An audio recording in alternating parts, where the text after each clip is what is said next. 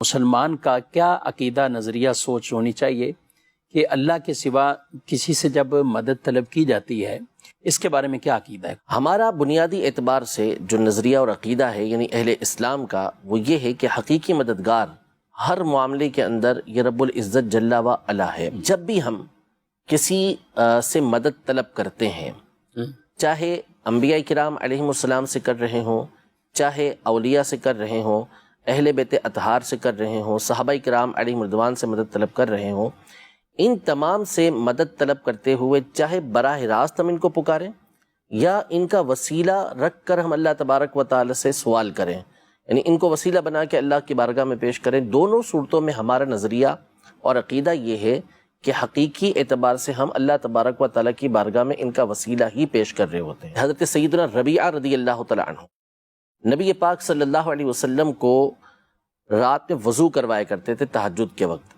تو آپ یہ فرماتے ہیں کہ کنت ابیت، میں رسول پاک صلی اللہ علیہ وسلم کے ساتھ رات گزارتا تھا، یعنی آپ علیہ الصلوۃ والسلام کے لیے پانی تیار رکھتا تھا۔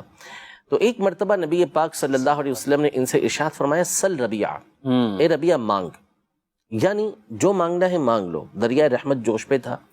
اب ان کے الفاظ دیکھیں، یہ صحابی ہیں رضی اللہ تعالیٰ عنہ جو نبی پاک صلی اللہ علیہ وسلم سے براہ راست توحید کو سیکھنے والے ہیں۔ ٹھیک، سوال دیکھیں، اسألک مرافقتک فی الجنہ یا رسول اللہ، یعنی میں آپ سے سوال کرتا ہوں، آپ سے سوال کرتا ہوں کہ جنت میں آپ کے ساتھ رہوں۔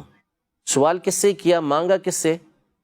سوال کرنا ہوتا ہے مانگنا کسی سے، مانگا کس سے؟ نبی پاک صلی اللہ علیہ وسلم سے۔ مانگی کیا چیز؟ جنت کے اندر رفاقت، جنت کے اندر ساتھ۔ نبی پاک صلی اللہ علیہ وسلم نے یہ نہیں ارشاد فرمایا کہ یہ تم کیا کر رہے ہو، شرک کر رہے ہو، مجھ سے مانگ رہے ہو، اور کیسی چیز مانگ رہے ہو؟ جنت مانگ رہے ہو مجھ سے، بلکہ آپ علیہ الصلوۃ والسلام نے فرمایا کہ اب تم کثرت سجود کے ساتھ میری مدد کرو۔ یعنی آپ علیہ الصلوۃ والسلام نے ان کے اس فعل کے اوپر، ان کے اس سوال کے اوپر انکار نہیں فرمایا، بلکہ ان کے اس سوال کو برقرار رکھا، باقی رکھا، اور اس پہ فرمایا کہ اب جنت تو ہو گئی، لیکن کرنا کیا ہے؟ ساتھ ساتھ اب وہ نہیں ہو جانا کہ آپ بے فکرے ہو جائیں، بلکہ اب آپ نے مزید اللہ تبارک و تعالیٰ کی عبادت کرنی ہے، تو کثرت سجود کے ساتھ میری مدد کرو۔ ابو ہریرہ رضی اللہ تعالیٰ عنہ بارگاہ رسالت میں حاضر ہوتے ہیں اور حاضر ہو کر عرض کرتے ہیں کہ یا رسول اللہ انی سمعت منک حدیثا کثیرا انسا، کہ یا رسول اللہ میں آپ سے بہت ساری حدیثیں سنتا ہوں لیکن پھر میں اس کو بھول جاتا ہوں۔ تو نبی پاک صلی اللہ تعالیٰ علیہ وآلہ وسلم نے ان سے ارشاد فرمایا ابسط رداءک یا ابا ہریرہ، اے ابو ہریرہ اپنی چادر کو پھیلاؤ۔ بارگاہ رسالت میں وہ کیا شکایت کر رہے ہیں؟ سوال کس چیز کا کر رہے ہیں کہ میں بھول جاتا ہوں، وہ صورت ایسی بن جائے کہ یاد رہے۔ نبی پاک صلی اللہ علیہ وسلم نے فرمایا کہ اپنی چادر پھیلاؤ۔ آپ علیہ الصلوۃ والسلام نے فغرف بیدیہ، اپنے ہاتھوں کو یوں چلو بھرا ہوا میں اور ان کی چادر کے اندر ڈال دیا، اور فرمایا فدم، کہ اس کو اپنے سینے سے ملا لو۔ وہ فرماتے ہیں فدممتہ، میں نے ملا لیا، فما نسیت بعد، میں اس کے بعد کسی چیز کو بھولا ہی نہیں۔ سبحان اللہ۔ حافظہ ایک کیسی چیز ہے؟ وہ سوال کر رہے ہیں نبی پاک صلی اللہ علیہ وسلم سے۔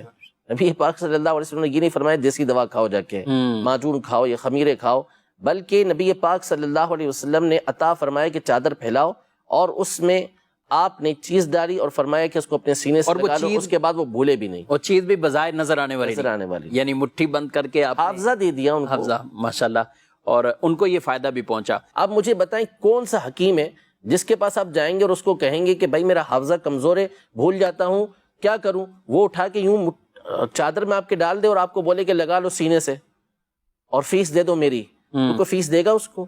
وہ خمیرہ دے گا آپ کو، طرح طرح کی دوائیاں دے گا جس سے آپ کا حافظہ مضبوط ہو۔ ٹھیک ہے، کون ہے ایسا کہ جو کسی شخص کے پاس جا کے یہ کہے کہ میں آپ کے ساتھ جنت کے اندر رہنا چاہتا ہوں؟ ظاہر ہے کہ اسی کو کہا جائے گا کہ جس کے بارے میں یہ اعتقاد ہو کہ اللہ پاک اس کو اس بات کی قدرت دے گا، اللہ پاک کی عطا سے یہ چاہیں تو مجھے حافظہ دے سکتے ہیں، اللہ پاک کی عطا سے چاہیں تو میری جو مصیبت ہے، میری جو پریشانی ہے وہ دور کر سکتے ہیں، مجھے حافظہ عطا کر سکتے ہیں۔